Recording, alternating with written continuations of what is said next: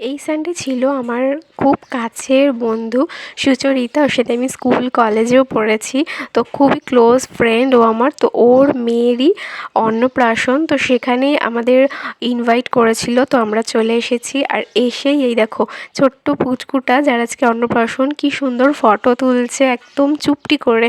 তো তারপরে ফটো তোলার পর ওদের সাথে আমরা দেখা করলাম, আমরাও ফটো তুললাম।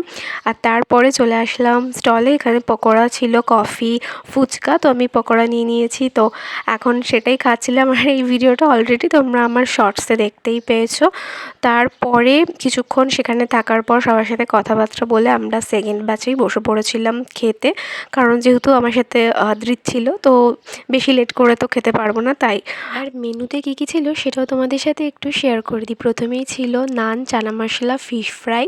আর তারপরে ছিল বাসন্তী পোলাও, দই কাতলা, চিকেন কষা। আর তারপরে শেষ পাতে ছিল চাটনি, রসগোল্লা, সন্দেশ, আইসক্রিম। আর একজনের তো ডিমান্ড হচ্ছে তাকে একটুখানি আইসক্রিম খেতে দিতে হবে, কিন্তু যেহেতু ঠান্ডা লেগেছিলো তো সেই জন্য বেচারা খেতেই পারেনি।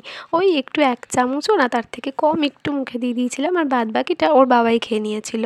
আর তারপরে নিচে নেমে এসে আমার পুরনো বন্ধুদের সাথে দেখা হলো। যেহেতু ওরা একটু লেট করে এসেছিলো, তো সেই জন্য বেশিক্ষণ সময় থাকতে পারিনি ওদের সাথে। তো যাই হোক, অনেক দিন পর সবার সাথে দেখা হয়, তো ভীষণ ভালো লাগছিলো। সেই পুরনো কলেজের স্মৃতিগুলো আমাদের মনে পড়ছিল।